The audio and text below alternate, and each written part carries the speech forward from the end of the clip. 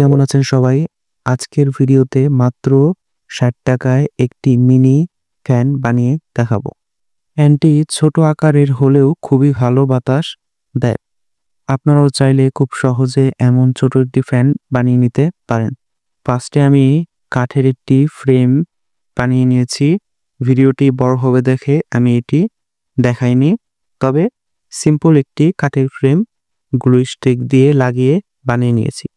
তার উপরে গ্লু স্টিকের আঠা ভালোভাবে সোল্ডারিং আয়রন দিয়ে ছড়িয়ে নিয়েছি। তার উপর দিয়ে একটি কাপড় কেটে লাগিয়ে দিচ্ছি যাতে দেখতে একটু সুন্দর লাগে। আপনারা চাইলে পিভিসির পাইপ দিয়েও বানিয়ে নিতে পারেন। পিভিসির শীট দিয়ে বানালে আরো সুন্দর হবে, কিন্তু আমার কাছে ছিল না, তাই আমি এই কাঠের ফ্রেম দিয়েই বানিয়ে নিয়েছি শুধু আপনাদের বোঝার জন্য। আপনারা যে কোনো ফ্রেমের ভিতরে মোটরটি সেট করে নিতে পারবেন। ফ্যানের যে কানেকশনগুলো করা হয়েছে সেগুলো শেষে ভালোভাবে বুঝিয়ে দেওয়া হবে, তাই ভিডিওটি কেউ টেনে দেখবেন না। আর এরকম আরও ভিডিও দেখতে আমার চ্যানেলটি সবাই সাবস্ক্রাইব করে রাখবেন। ফ্যানের বক্সটি বানানো শেষ হয়েছে। ফ্যানটি বানাতে আমি 2টি নোকিয়ার ব্যাটারি ব্যবহার করেছি। 2টি ব্যাটারি বাড়িতে পড়ে থাকা পুরানো ব্যাটারি ছিল। একটি মোটর, একটি ফ্যান। মোটরটির দাম আমার কাছ থেকে 45 টাকা রেখেছে আর ফ্যানটির দাম 5 টাকা। আর যে কন্ট্রোলার এবং কি চার্জিং সার্কিটটি দেখছেন সেটির দাম রেখেছে 10 টাকা।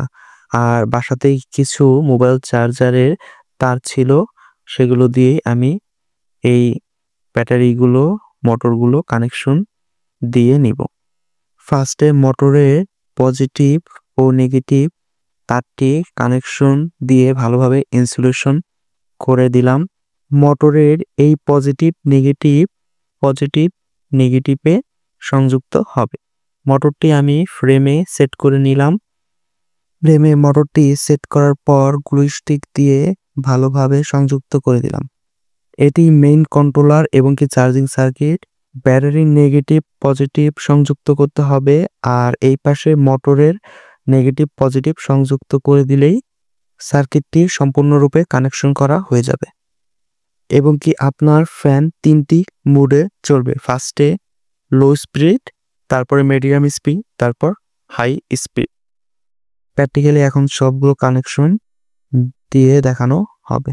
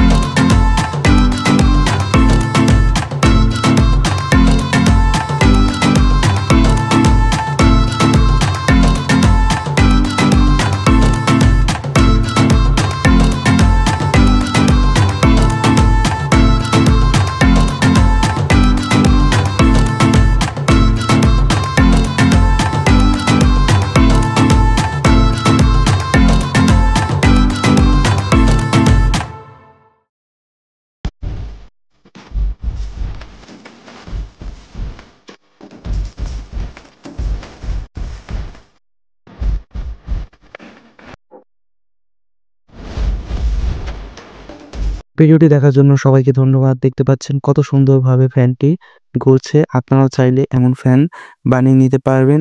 আর সামনে যদি একটি জালি ব্যবহার করেন তাহলে আরেকটু ভালো হবে, সেফটি হবে যাতে ফ্যানে কারো আঙ্গুল না লাগে।